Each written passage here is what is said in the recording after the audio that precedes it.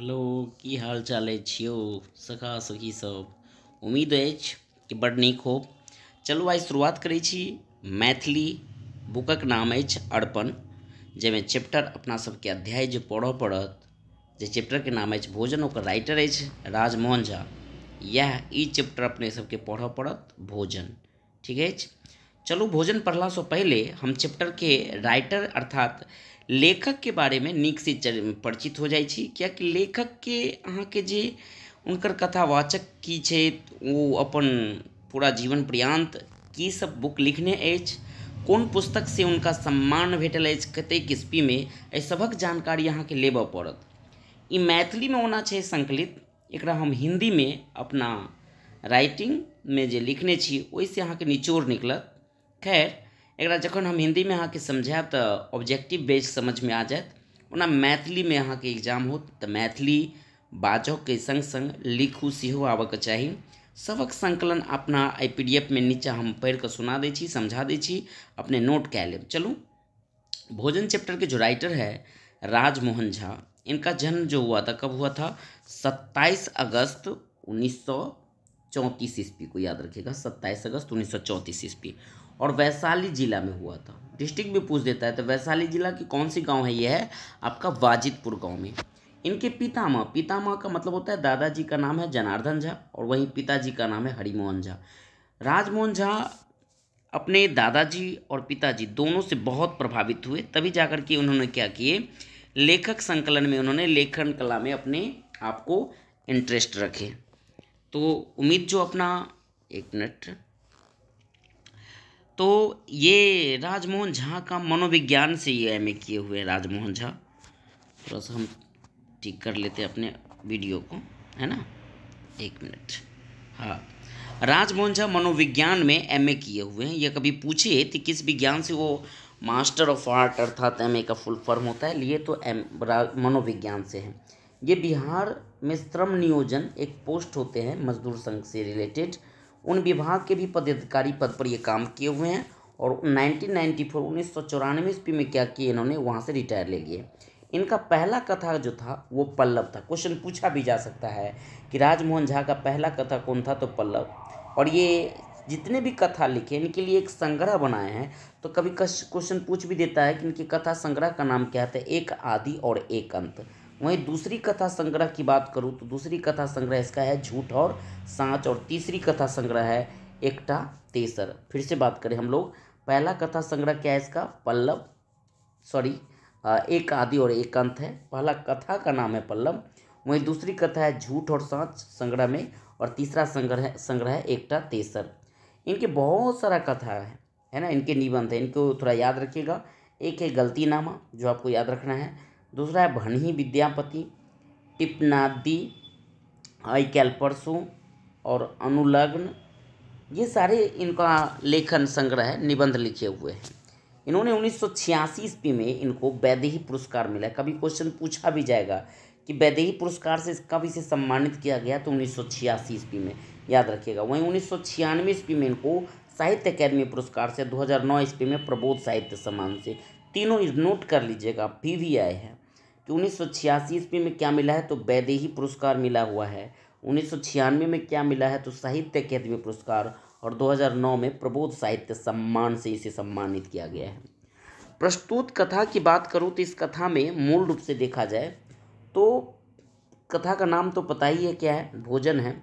तो इस भोजन कथा में जो चर्चा है इनके बारे में मैं बताना चाहता हूँ कि पति पत्नी के बीच एक प्रेम का तुलना पहले के ज़माने और अभी के जो वर्तमान युग है, पहले पति पत्नी में क्या प्रेम होते थे खाना अर्थात भोजन के संबंध में, और अभी क्या है, इनको दर्शाया गया है कि पहले की पत्नी पति के विचार से व्यंजन बनाया करती थी, स्वाभाविक है। लेकिन आज के जो पति होते हैं, पत्नी होती है, वो अपने विचार से बनाते, पति के विचार से नहीं। चलिए हम लोग भोजन की शुरुआत करें छी, है ना। भोजन में देखियो, हम भीतर का कोठरी में कलुका क्लास लेल नोट तैयार करै छलिए। ई लेखक कह रहल छै कि हम भीतरका कोठरी में, और ममता इनकर अपन वाइफ के संलग्न में पात्र बनेने छथि कि ड्राइंग रूम में कॉपी जाँच कर रहल छथिन। एहि सभक निचोड़ हम अपना राइटिंग में अहाँके नीचा देने छी, और शॉर्टकट फॉर्म में अहाँके सारांश देने छी, एकरे से हम अहाँके बढ़िया से समझा दै छी। ई कथा में राजमोहन झा कहैत अछि जे पहिने जे पति पत्नी के बीच जे प्रेम होइ छला ओ आवेश मतलब कहल जाए कि बहुत नीक होइ छला, लेकिन आजकलक एहन विचार नहीं रहले। आज आधुनिक युग में पहले के मान लिया कि पत्नी जब भोजन करवावे छले तब ठाव बाट पिरही सब चीज लगा कर अपन पति के भोजन करवावे छले, नहीं पंखा तक अपन आंचल से हुई या बेना जरा कहे छी मैथिली में सब डोलावे छले। लेकिन आजुक पत्नी के ई गुण नहीं रहले। आजुक पत्नी खाना दे कऽ रील में व्यस्त भऽ जाए छै। पति की खेता कि नहीं खेता, ओकरा की देत कि नहीं देत, एहि सबक क्यों विचार नहीं। पहिने की पत्नी अपन पति सँ पूछे छल कि आइ की बनाओ, और पति सेहो सहयोग करे छल पहले के कि आइ अहाँ कद्दू के में अहाँ ई चीज फेंट कऽ बना लिअ, तीसी फेंट कऽ। एक एग्जाम्पल दऽ कऽ बता रहलिए, बड़ा विचार विमर्श कऽ कऽ अपन भोजन बनाबै छलै। और आजुक दिन के जे मूल विचार छै भोजन में, वो पत्नी पति से पूछे नहीं छै बल्कि एक आदेश दै छै कि लेबे करियो आ ई बनबे करते, नहीं तो यह अंतर देखे के मिले छै। तो एहि प्रसंग में मेन रूप से देखल जाए कि ममता एकटा लेखक के पत्नी छथिन और एमे रामू उनकर एक नौकर छनि, और पति और पत्नी के बीच एक नोक झोंक होइ छै। दुनू अपन नोट्स तैयार करै छथि, कॉपी जांच करै छथि, संग संग भोजन के लिए लेखक आवाज करै छथि कि ममता कहै छथि लेखक के, क्या लेखक हुनकर हस्बैंड भेलै समझियो, कि चलू भोजन खा लिअ, लेकिन जौ पछ अपन नोटबुक तैयार केलाक बाद जौ पछ लेखक आबै छथि तऽ ममता के देखे छै कि अपन नोट तैयार करिए टा रहलै, वो उठ कऽ खाना नहीं दे रहल छथि। रामू के आदेश देलक रही रामू के ओना नहीं रमुआ कऽ कऽ नहीं पुकारै छै। रामू के क्वेश्चन अहाँके पुछबो करत कि केना कऽ कऽ ममता पुकारै छै तऽ छौड़ा कऽ कऽ। छौड़ा मैथिली में अहाँके लागत खराब शब्द छै लेकिन नीके छै, तो क्वेश्चन में छौड़ा टिक लागत मारि देब जखन पूछत कि की कऽ कऽ पुकारै छै तऽ। रामू खाना सेहो लाबै छै, दुनू बैस कऽ खाइ छै। दुनू के खान पान के बीच किछु वार्तालाप काफ़ी देर तक होइ छै। एहिमे लेखक के मन में विभिन्न प्रकारक विचार अबै छै हुनका सँ क्वेश्चन पुछबाक मेन रीजन ई छै कि पहले के जमाना में लेखक अपन माय बाबू दादा दादी के देखने छला कि खाना खाए के वक्त की मान सम्मान विभिन्न दिन के सारा रूटीन अर्थात दिनचर्या सबक चर्चा होइ छलै। काल्हि की बनते भोजन ते विचार तखने हो जाइ छलै। लेकिन आजुक ई समय परिस्थिति नहीं रहला। लेखक लेखिका सेहो व्यस्त अछि। लेखिका इहे बीच बीच में रामू के कहे छै कि जाओ पापड़ लेके आओ, तखन ओके बाद पापड़क बाद दूध सेहो टा कहै छै लाबऽ के लेल। बहुत प्रकारक शब्दक चर्चा छै जाहिमे अहाँके क्वेश्चन नीचा भेटत, हम अहाँके बताएब। तऽ मेन रीजन ना भोजन पहले के समय में छलै कि अहाँके जीवन अर्थात बॉडी के स्वस्थ रखबाक लेल भोजन बड़ा प्रेम सँ करल जाइ छलै। आजकल भोजन के लोग एक काम समझ लेलकै। ओना क्वेश्चन ई अहाँके लिखऽ पड़त जब क्वेश्चन पूछत तब कि पहिलुका भोजनक और अभी के भोजन में की डिफरेंस छै, की अंतर छै, तऽ अपना भाष के अनुसार अहाँ ओकरा कन्वर्ट कए के लिख देबै। तऽ मेन मुद्दा समझा देली। लेखक और लेखक के कनिया दुनू बैठ कऽ कॉपी जांच करै छै, क्लासक नोट तैयार करै छै। 8:30 9:30 बजे के लेल स्कूल जयबाक लेल पहले से रूटीन तैयार करै छै। एहि बीच में ममता बार बार अपन हस्बैंड के कहै छै आओ खाना खा ली। हालांकि लेखिका सेहो नोट तैयार करते वह वक्त अपना हस्बैंड के बुलाबऽ के कोशिश करै छै। हस्बैंड आबै छै, ओहि बेचारा के खाड़ रहऽ पड़ै छै। तखन लेखिका आवाज करै छै रमुआ के लोग खाना दही। खाना देलाक बाद तखनो लेखक के इंतजार करे पड़ैत अछि। तऽ ममता सेहो खाना खाइ छथिन, लेखक खाना खाइ छथिन। दुनू के बीच मनक प्रश्न आँखि सँ मुँह सँ जवाब दे कऽ लेखक विभिन्न प्रकार के प्रश्न करे के इच्छो रहे छै तऽ करबो करै छै। लेकिन किछु प्रश्न एहनो होइ छै जाहिमे डर से बेचारा बहुत सारा प्रश्न नहीं कऽ पबैत अछि। लेकिन ममता के एक तरीका से कहल जाए आधुनिक पत्नी, उनकर बीच की संबंध रहलै, अखन के समय में की छै, पहले के समय में की छै, सब चीज के फॉरगेट समझियो मारि देने छथि। मॉडर्न युग में आ गेल छथि। तऽ आओ क्वेश्चन पर विचार करै छी। मेन रीजन यह कहानी के छै, ठीक है।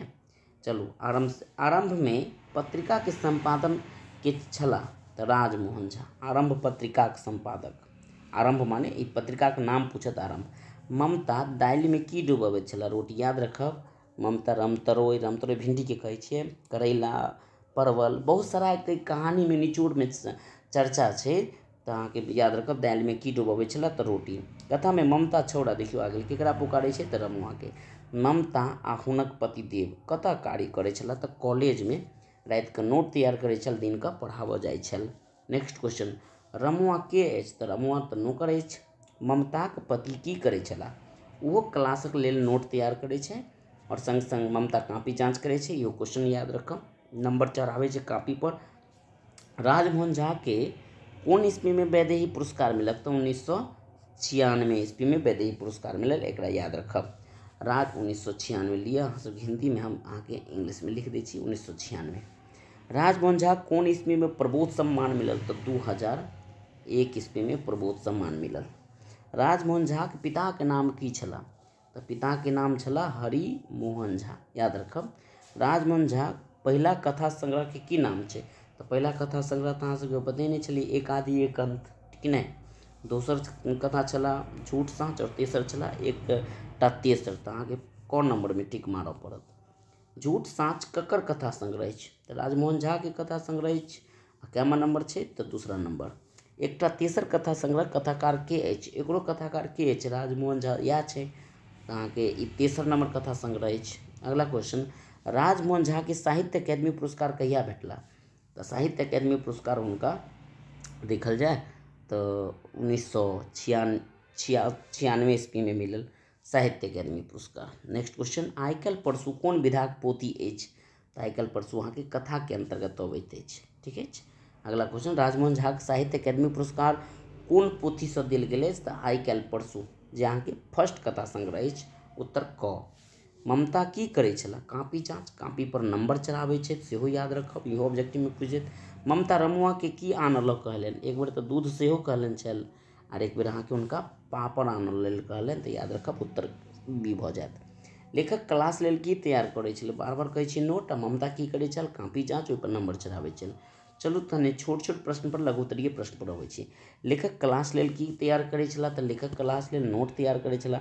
ममता ड्राइंग रूममे की करै छला तऽ कॉपी जाँच करै छला। ममता कॉपी पर की चढ़ाबै छला तऽ नंबर चढ़ाबै छला।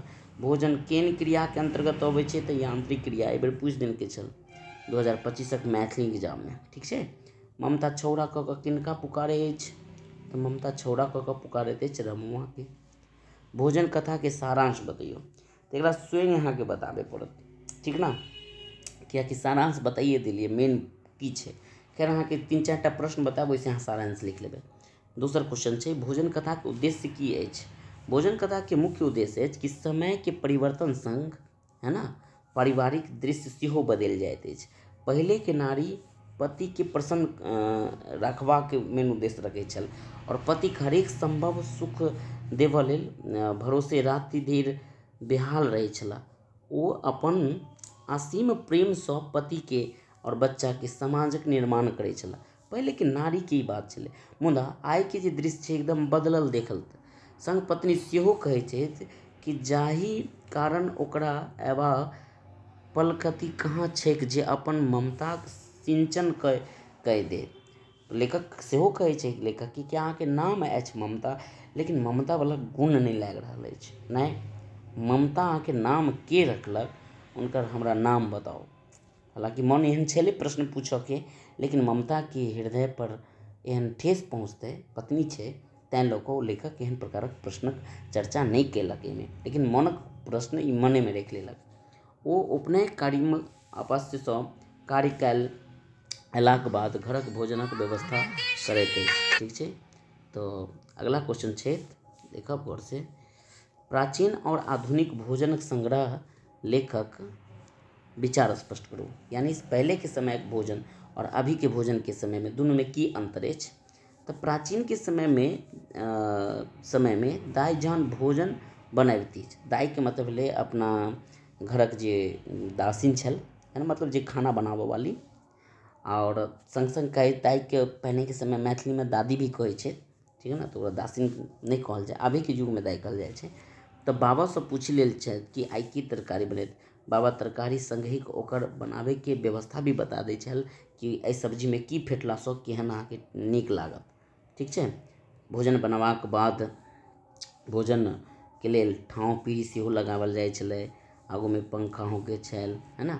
मुदा आइ काल्हिक जे भोजन पत्नी के विचार से नहीं बनैत अछि, पति के विचार से नहीं बल्कि पत्नी के विचार से बनैत अछि। पत्नी समय देखते छथि जे सबेरे खयबाक तऽ भोरे उठबाक नहीं, लेट से नींद खुलबाक, एहन प्रकारक समस्या अहाँ देखे के मिलत कि देरी से अहाँ के आजुक युग के जे नारी अछि ओ उठै छै और प्रयास रखत ओकर कते फास्ट भोजन बना ली।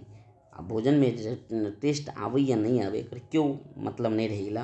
पहिने अलग अलग तरकारी के लेल अलग अलग मसाला होइ छला नहीं, लेकिन आजुक लेल चाहे क्यों सब्जी किया नहीं बनियो, सब में अनेक प्रकार के सब मसाला मिला दियो बस भए गेलै। और रेडीमेड मसाला सेहो दे पड़े छै। पहले के लेल कई सब्जी के लेल कोन मसाला पीसल जाए एकरो इंटरेस्ट रहे छलै नहीं। आगे क्वेश्चन है, ममता के चरित्र चित्रण करू। ममता कॉलेज के एक व्याख्याता छथि। हुनक भोरे 8 बजे कॉलेज जाए पड़े छै। इहो क्वेश्चन पूछत क्या बजे तऽ 8 बजे। वो कॉलेज में संगहि घरक सब काज सेहो करै छथि, एहन बात नहीं अछि। अपना हाथ से करै छथि और किछ काज वो अपना हाथ से नहीं करै छै। मुदा ओ दिन भरि व्यस्त रहैत अछि, दिन भर, अर्थात घरों के काज सेहो करै छै और कॉलेजक काज सेहो करै छै।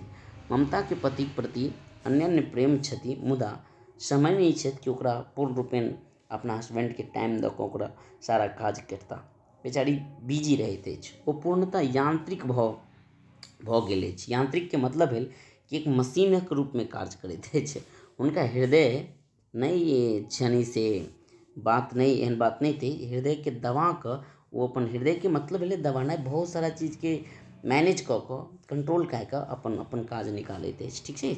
अगला क्वेश्चन अछि कि अच्छा अहाँके एना नहीं लागैत अछि जे हमर मतलब अछि भोजन जे हमसब करै छी नित्यदिन से नहीं लागैत अछि जे एकटा यांत्रिक प्रक्रिया के अंतर्गत। ई अहाँके पूछत कि ई वर्ड सब, ई लाइन सब कतऽ से लेल गेलै, तऽ अहाँ लिखबै कि प्रस्तुत पाँति राजमोहन झा द्वारा लिखित भोजनक पाठ सँ उद्धत अछि। एहि पाँति के माध्यम से लेखक कहऽ चाहैत अछि कि, ओहिके बाद अहाँ सब पैराग्राफ चेंज कर लेबै। एहिमे पैराग्राफ नहीं चेंज अछि कि पहिने भोजन करबाक उद्देश्य पेट भरबाक, मन के संतुष्ट करबाक छल, मुदा आइ काल्हि समय में भोजन के एकटा काम समझि लेल गेल। जेना मशीन में कोयला डीजल सब दए कऽ चलाबै के लेल डालै छै ने, तहिना शरीर रूपी मशीन के चलावक लेल भोजन के एक समझियो डीजल पेट्रोल समझि लेलकै लोग, और में डालि कऽ अपन जीवन यापन करैत अछि नहीं।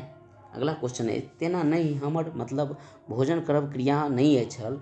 सब्र ई क्वेश्चन छै अहाँके पूछत कि हमर मतलब भोजन करब क्रिया से नहीं छल, भब्र तऽ भेव कैल वर्क नहीं, व्याख्या करू एकरा।